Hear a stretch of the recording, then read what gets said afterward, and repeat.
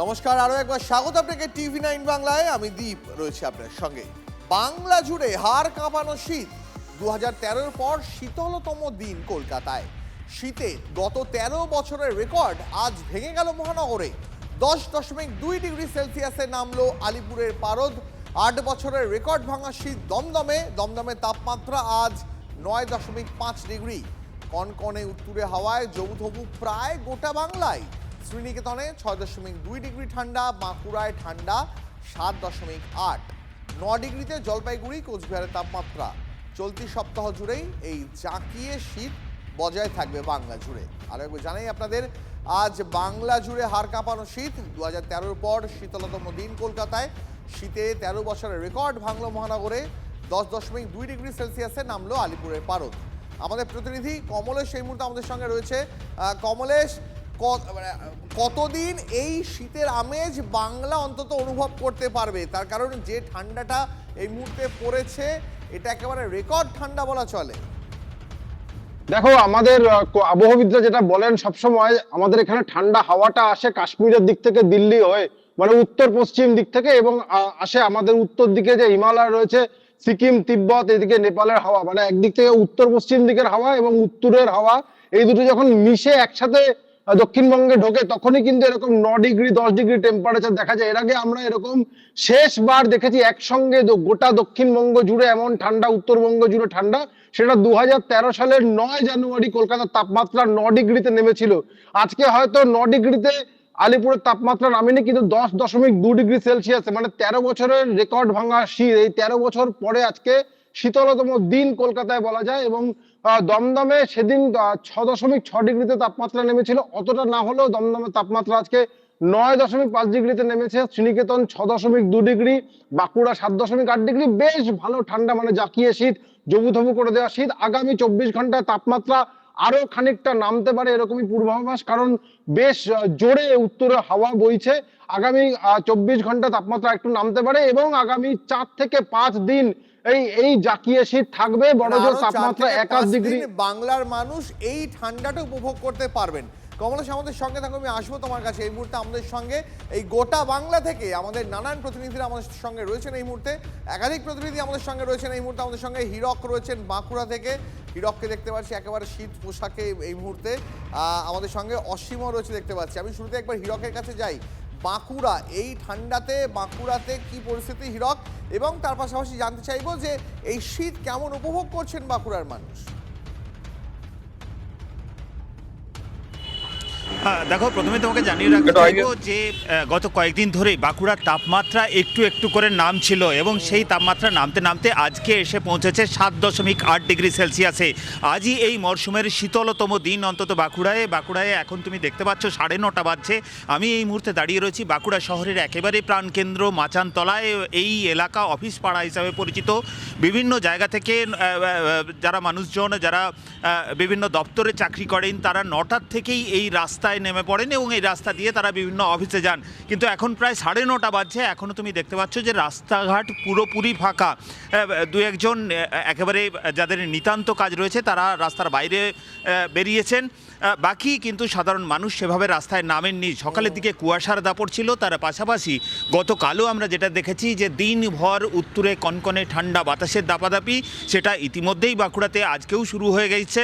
এবং তার ফলেই কিন্তু কার্যত জাঁকিয়ে শীত পড়েছে। সাধারণ মানুষ তারা একদিকে যেমন একটা শ্রেণীর মানুষ এই শীতকে, কনকনে ঠান্ডাকে উপভোগ করছেন, তেমনই কিন্তু এক শ্রেণীর মানুষ তারা কিন্তু রীতিমতো কষ্টে পড়েছেন। কারণ এই যে কনকনে ঠান্ডা, সেই কনকনে ঠান্ডায় যাদের একেবারে সকালে বেরোতে হয়, বিভিন্ন কাজে বেরোতে হয়, তারা কিন্তু রীতিমতো কষ্টের মধ্যে পড়েছেন। তবে যে সমস্ত পর্যটন কেন্দ্রগুলো রয়েছে বাঁকুড়ায়, তুমি জানো, মুকুটমণিপুর, শুশুনিয়া, বিষ্ণুপুর, এই সমস্ত পর্যটন কেন্দ্রগুলিতে যে সমস্ত পর্যটকরা এই সময় ভিড় জমিয়েছেন, তারা কিন্তু চুটিয়ে এই শীত উপভোগ করছেন।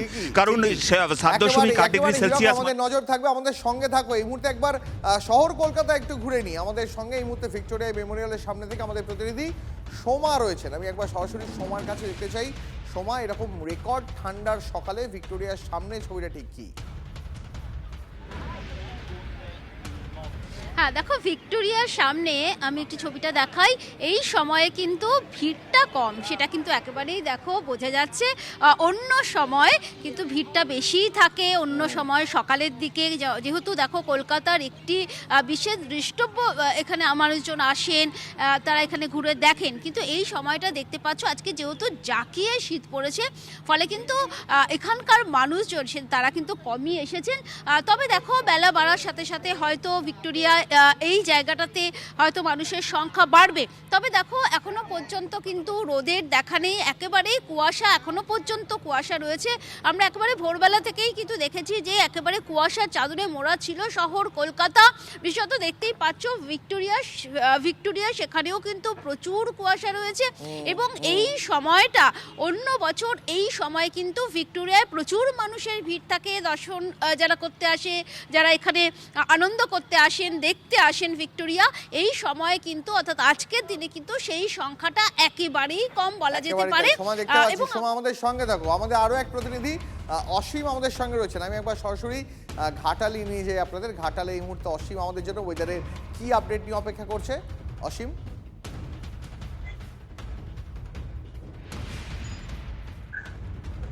দীপদা দেখো, সকাল থেকে যে ঘন কুয়াশা আর কনকনে ঠান্ডা ছিল, বেলা বাড়তে 9টা 9:30 নাগাদ হালকা করে কিন্তু রোদ দেখা দিয়েছে। দেখো এখন আমরা চায়ের দোকানে সরাসরি এলাকার যে মানুষ তাদের সাথে কথা বলে নেবো কিভাবে তারা ঠান্ডাটা দেখাচ্ছে। কি পরিস্থিতি কি? এটা এখন দেখা যাচ্ছে প্রাকৃতিক বিপর্যয়ের আশঙ্কা পাচ্ছি।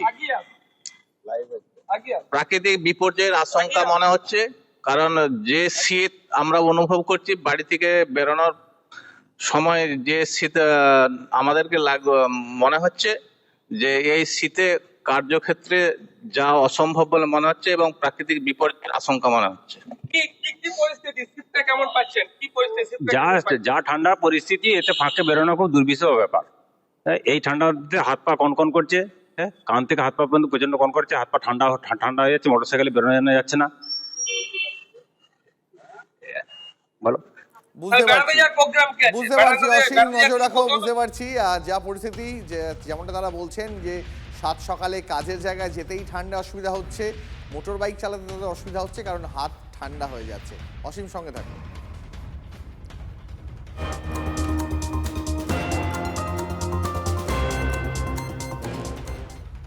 এই শীতে বাংলার বন্ধু বঙ্গোপসাগরে নিম্নচাপ, বর্ষার খলনায়কী শীতের নায়ক, উত্তরে হাওয়ার গতি বাড়ার নেপথ্যে সুদূরে নিম্নচাপ। সোমবার দক্ষিণ পূর্ব বঙ্গোপসাগরে নিম্নচাপের জন্ম, দেশের স্থলভাগের হাওয়া নিজের দিকে টানছে এই নিম্নচাপ। আরও ডিটেল তথ্য নেব আমাদের প্রতিনিধি কমলেশ যখন আমাদের সঙ্গে রয়েছে।